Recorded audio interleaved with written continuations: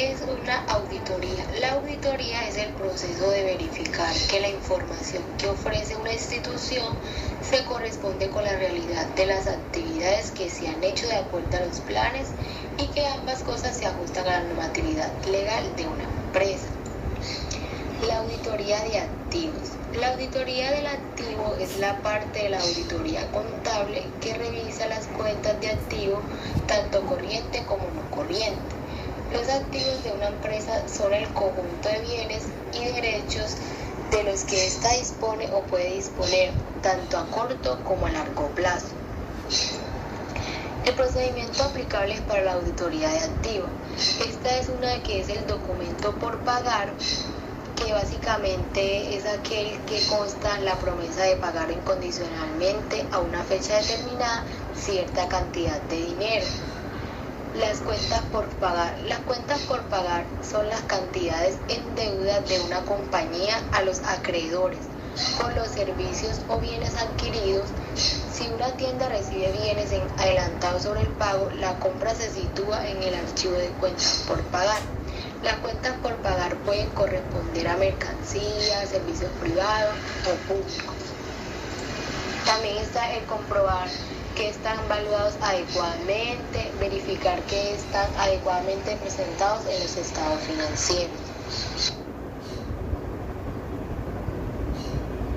Auditoría de pasivos. Una auditoría de pasivos es obtener evidencia de si las operaciones de los pasivos en el libro mayor reflejan de forma correcta todas las operaciones que tuvieron lugar durante el año, mediante la elaboración de pruebas sustantivas y pruebas de control. Objetivos de la auditoría de pasivos: comprobar que todos los pasivos que muestran el balance general sean reales y presenten obligaciones a la fecha del mismo. Comprobar que los pasivos estén adecuadamente clasificados, descritos y revelados con los estados financieros, incluyendo las notas. Verificar que se hayan cumplido todos los procedimientos de control interno en relación con el origen, registro y pago del pasivo corriente. Los pasivos se dividen en dos: a corto plazo y a largo plazo. Los de corto plazo son aquellos que se han adquirido con la finalidad de ser liquidados a un plazo no mayor a un año.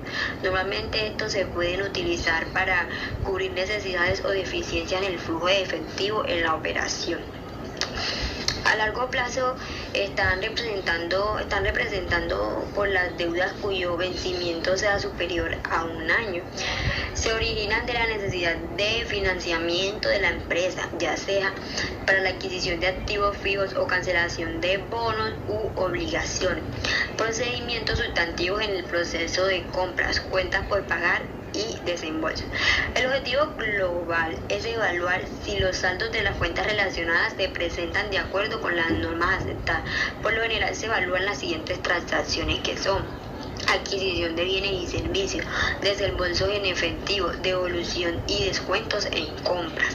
Al efectuar estas transacciones se generan variaciones en cuentas por pagar, gastos de administración y venta. Riesgos de auditoría. Entre los riesgos de auditoría en la subestimación o sobreestimación de los pasivos y gastos. La subestimación en los pasivos se puede generar cuando no se reconocen los pasivos, es decir, argumentando la ausencia de las facturas, trasladando pasivos del año corriente al año siguiente, omitiendo obligaciones financieras, ocultando contingencias, no reconociendo provisiones por negocios con terceros.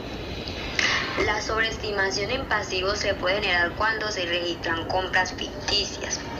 Auditoría de cuentas por pagar. Incluyen todas las cuentas que corresponden a deudas contrarias,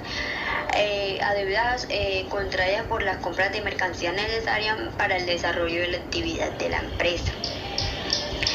Esta debe obtener evidencia suficiente en los aspectos como verificar si los saldos son razonables, asegurarse de que los pagos estén previamente autorizados, efectuar un análisis de antigüedad de saldos, comprobar que los activos estén registrados en el periodo que corresponde, comprobar que los sistemas de control interno sean eficaces. Bueno, pasivo financiero. Son recursos financieros obtenidos y suministrados por terceras personas. Los pasivos financieros Los pasivos financieros se contabilizan en el momento inicial a su valor razonable de la contraprestación recibida. En el momento posterior se contabilizan al valor actual de los recursos financieros u operativos. Pasivos contingentes. Es una obligación surgida en base a sucesos pasados, cuya existencia puede ser consecuencia en cierto grado de incertidumbre. Auditoría de patrimonio. El objetivo principal de la auditoría del patrimonio es constatar si existe un control interno adecuado y eficaz para el manejo del patrimonio, verificar si hay acciones en circulaciones, revisar que las cuentas de patrimonio estén identificadas y registradas correctamente, constatar si las accionistas realizan asambleas continuamente según su normatividad. El patrimonio y la participación en interés residual de las empresas luego de reducir los pasivos. El auditor debe obtener información sobre las características de cada uno de los renglones del patrimonio, tales como régimen legal y estatutario del capital social, derechos y limitaciones de la sanción, tipo de superávit, políticas de dividendos, reglas particulares de evaluación y presentación. Procedimiento de auditoría para patrimonio. Capital social. El capital social es un elemento que podemos localizar en el balance contable de una empresa, dentro de los fondos propios o patrimonio neto.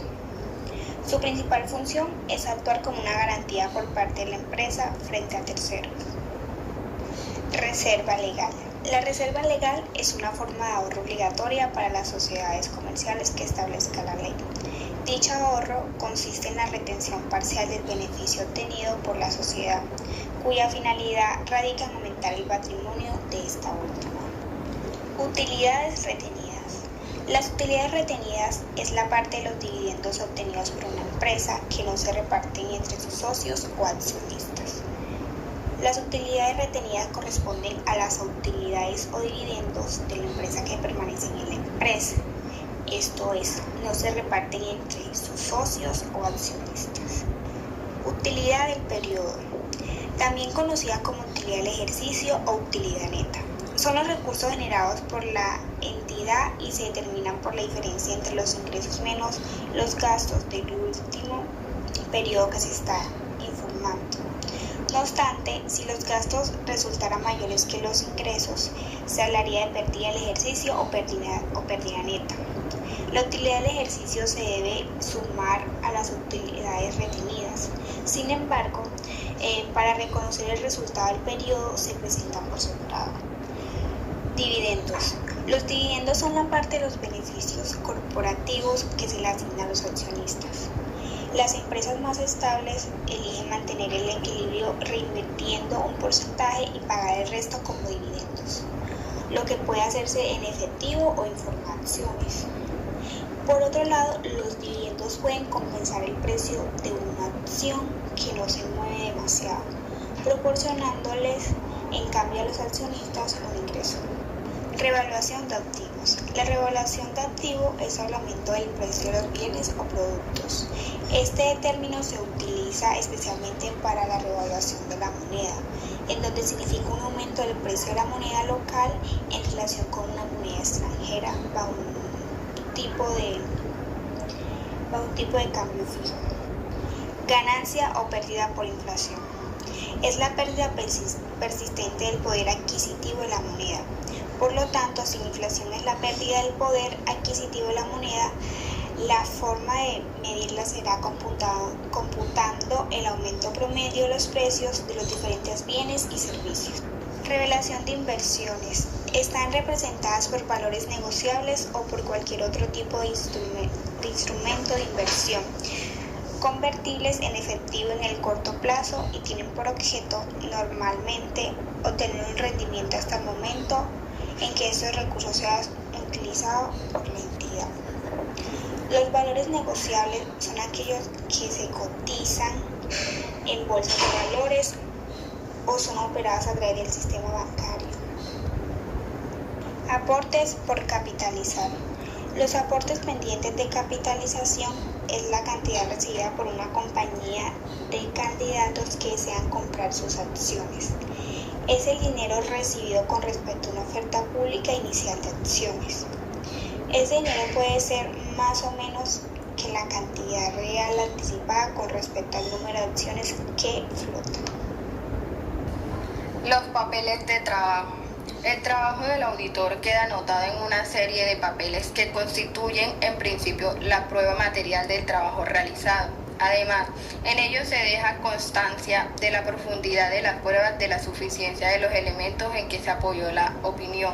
En otras palabras, son evidencias de la calidad profesional del trabajo. Los papeles de trabajo son los documentos en que el auditor registra los datos e informaciones obtenidas a lo largo de su examen y los resultados obtenidos de las pruebas realizadas, las que se le revisarán para poder elaborar su informe o dictamen final que deberá presentar. Los papeles de trabajo deben ser claros y concisos respecto a la cuenta u operación a la que se refieran, así como el trabajo desarrollado y las conclusiones obtenidas.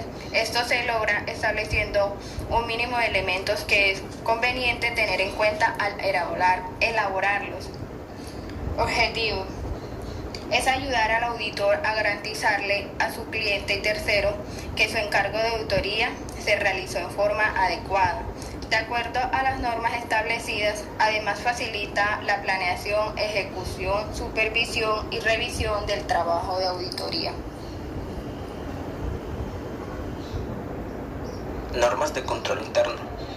El control interno contable es un sistema compuesto por una serie de elementos aplicados al proceso contable, que busca lograr la existencia y efectividad de los procedimientos de control y verificación de las actividades de dicho proceso, con el fin de prevenir la ocurrencia de errores, omisiones e irregularidades. Las normas del control interno tienen como antelación las normas del decreto 2649 del 93. Establecen los distintos procedimientos que deben regir a los activos, pasivos y patrimonio, los cuales deben verificar su veracidad y cumplimiento eficaz. Este procedimiento es realizado por el auditor, que dictamina y emite un informe sobre dichos estudios a los activos, pasivos y patrimonio, para regular el buen uso de estas cuentas en el ejercicio contable, teniendo como base las PCGA, los principios de la contabilidad generalmente aceptados, que contribuyen al reconocimiento de las reglas de los registros contables. Los objetivos de las normas de control.